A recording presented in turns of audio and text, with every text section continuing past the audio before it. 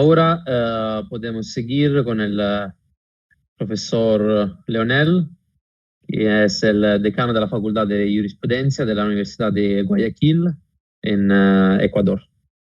Gracias y por favor.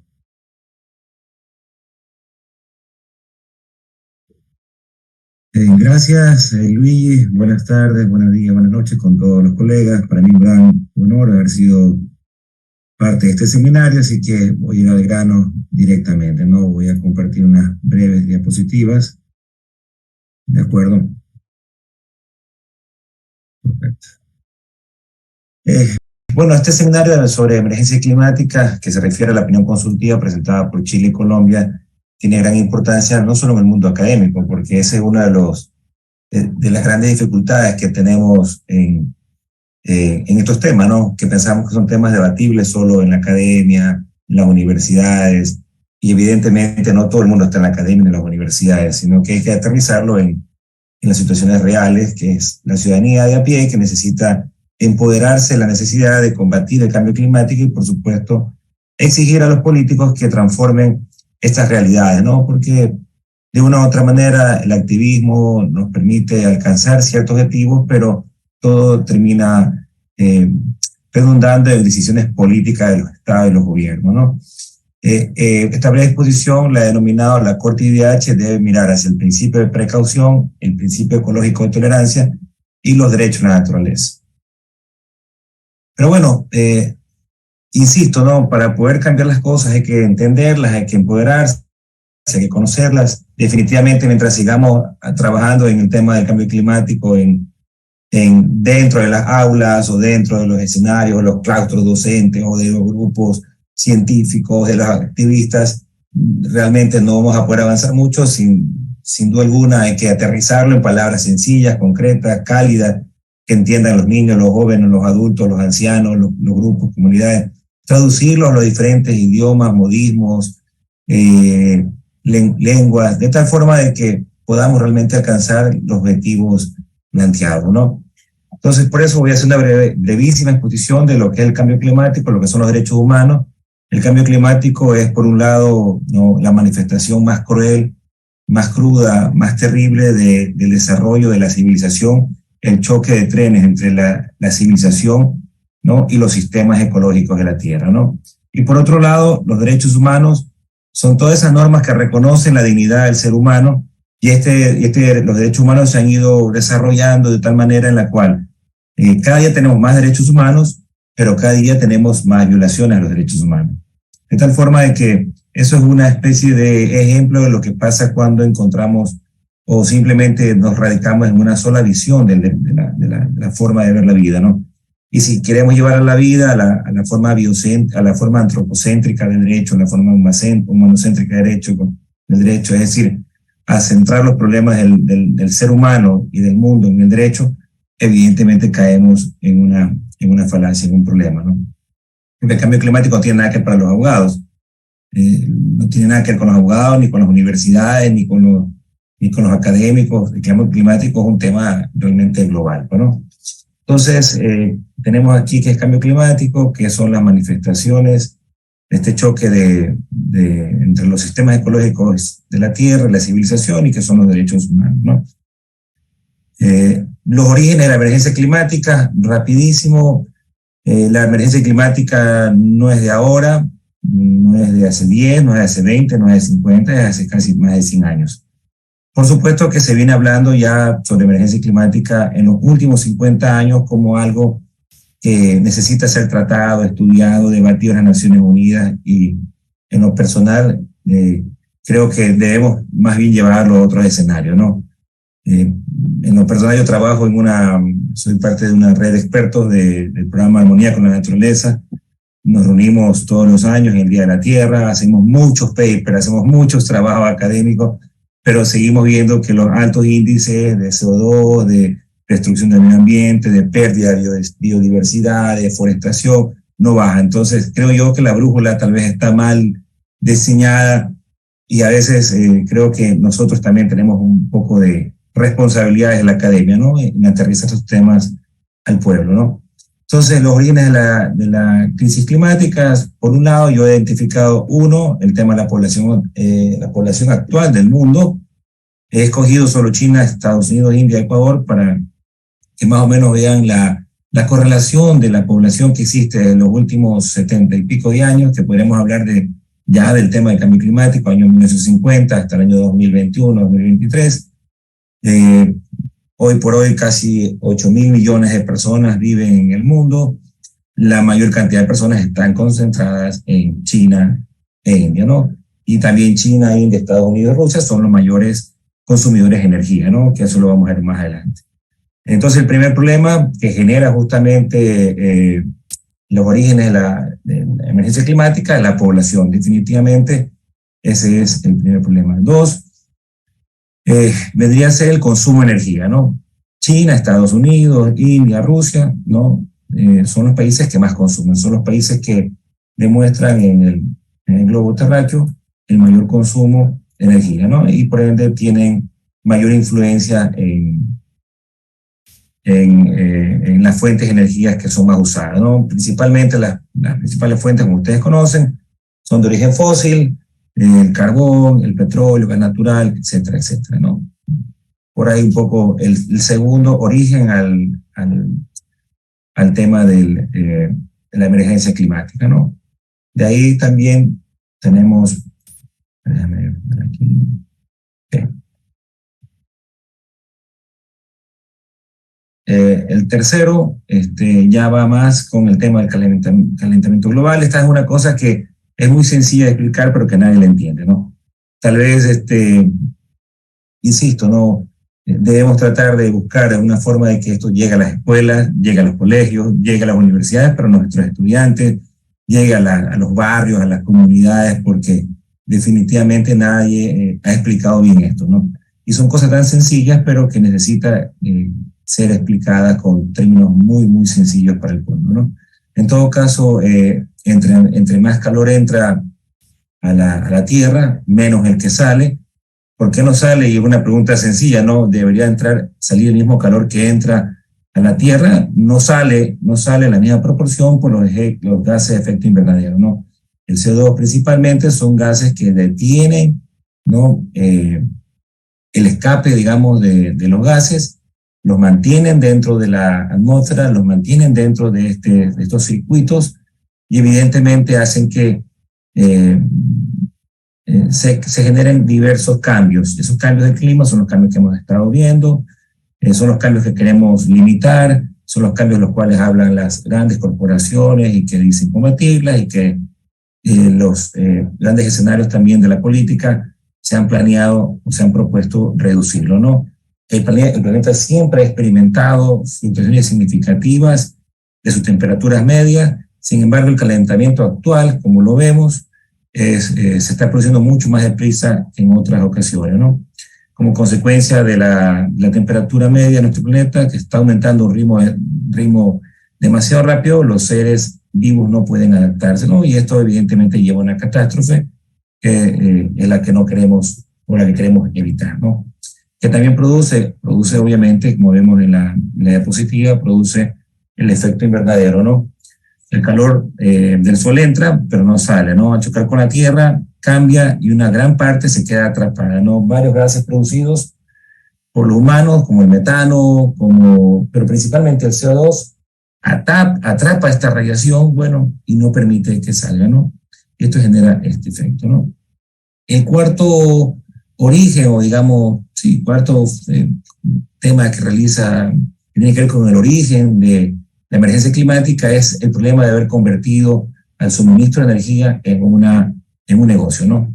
Producimos más de lo que necesitamos, producimos más energía de la que realmente se necesita, seguimos aferrados a los combustibles fósiles, esa brecha inmensa es la que sigue avanzando, la quema de combustibles fósiles, como el carbón, el petróleo, el gas natural principalmente, está en la mayoría de las emisiones de casi todos los sectores económicos, de tal forma de que representa más del 70% de las emisiones mundiales de gases de efecto invernadero, ¿no? La quema de los combustibles de origen fósil, ¿no? Entonces, estos 4 elementos son los que nos permiten identificar qué es la emergencia climática, de dónde se ocasiona y hacia dónde debemos paliar, independientemente de que nos vayamos ahora a la parte del derecho, ¿no?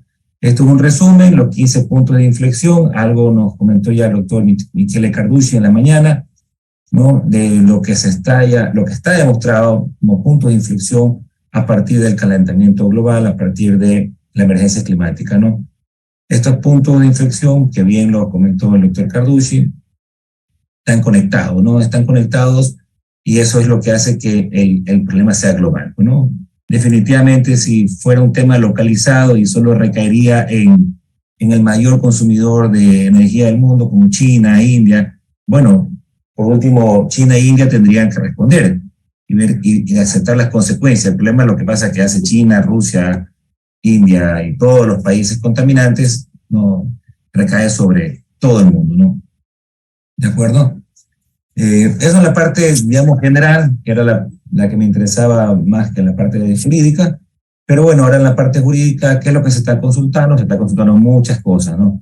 Yo creo que de todas estas cosas realmente todas son importantes, todas tienen una trascendencia, pero sin embargo no todas van a ser resueltas en una opinión consultiva, ¿no?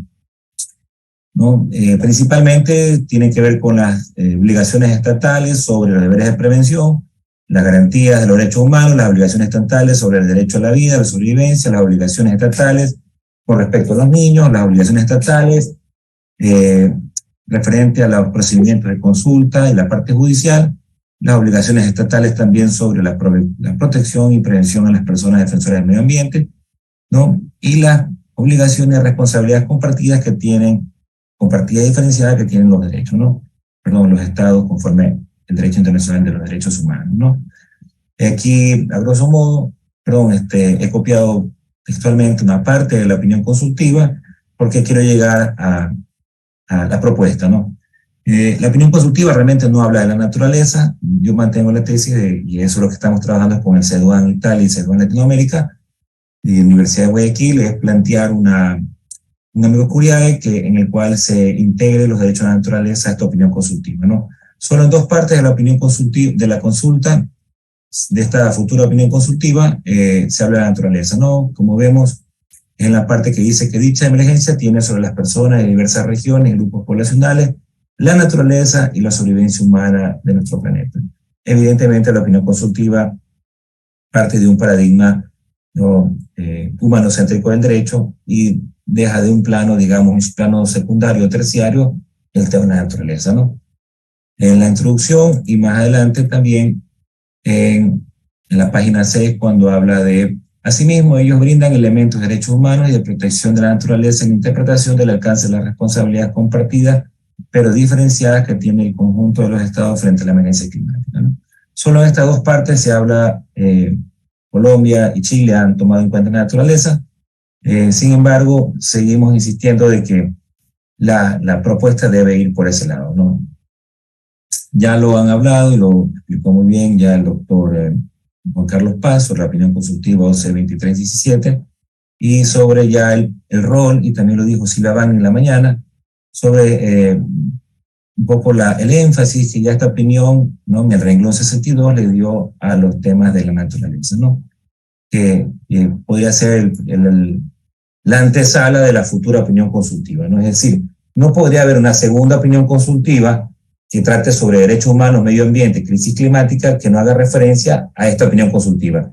Si aquí ya se habló de naturaleza, en la crisis climática debe hablarse mucho más de naturaleza, ¿no? Mucho más de los derechos de la naturaleza, mucho más de una visión biocéntrica, de un cambio de paradigma, porque evidentemente estamos hablando que la primera fue solicitada por Colombia en el 2016, y esta acá es solicitada por Colombia y Chile, el mismo consultante, ¿no? Más uno nuevo, en el año 2023, ¿no?